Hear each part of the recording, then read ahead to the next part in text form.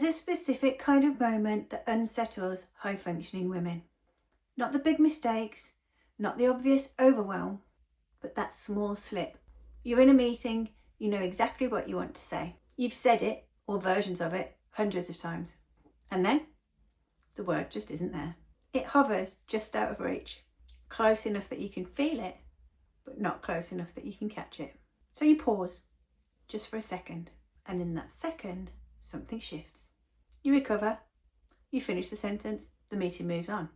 But internally, you're no longer in the conversation.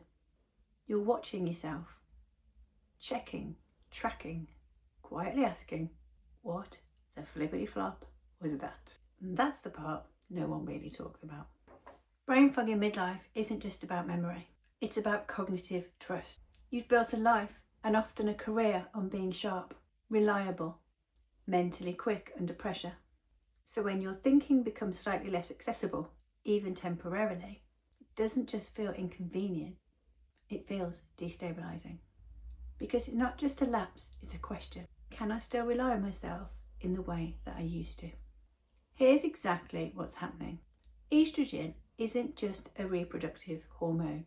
It plays a direct role in brain function, particularly in areas linked to memory, language, and processing speed.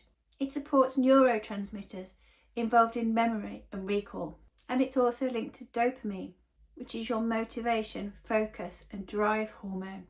As estrogen fluctuates in midlife, those systems don't stop working, but they do become less efficient. Think of it less like a decline and more like reduced signal clarity.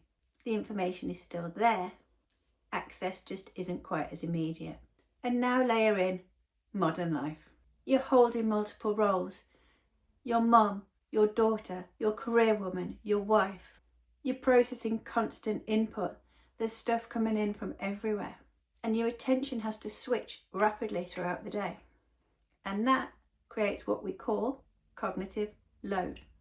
And when cognitive load is high, even a small dip in processing efficiency becomes really noticeable. Not because you're failing, but because your brain has less margin than it used to, but more to deal with.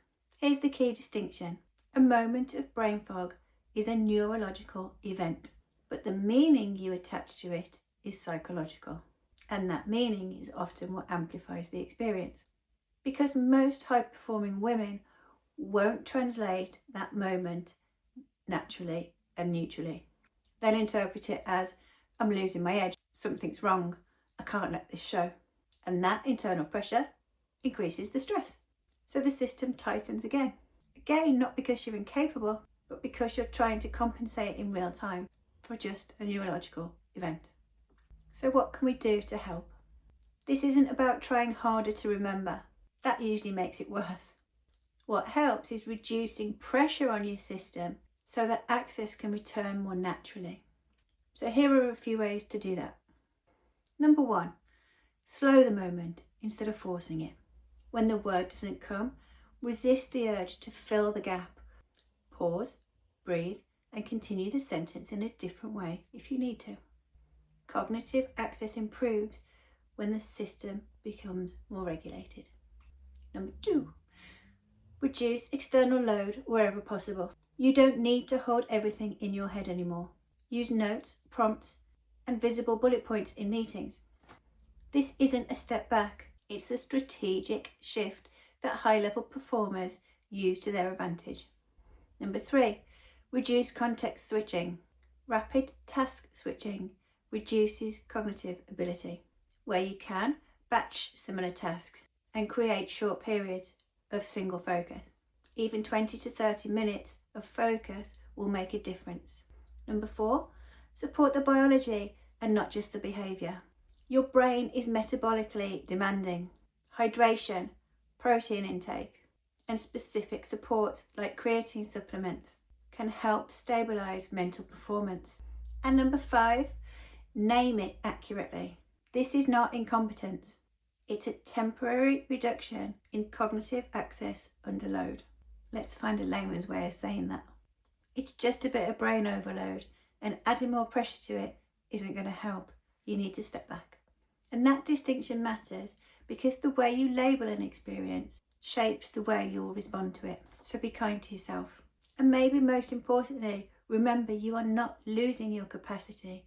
You're just learning how to access it in a different way. This is the work I'm building right now, helping women understand what's happening in their brain and giving them practical ways to stabilise it so they can think clearly again, trust themselves again, and stop feeling like they're slipping. If this resonates, you can join the waitlist and I will keep you updated and let you know the next time the course launches. So if that resonates, if that sounds like you and you'd like to learn a little bit more, join the waitlist below and you can learn more about it as you go. It's very gentle, there's no pressure, you'll just find out more as we go along.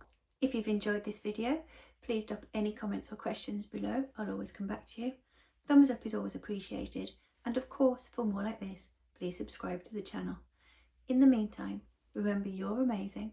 If you're interested in joining the waitlist, please go and find the link below this video, and you have an amazing week.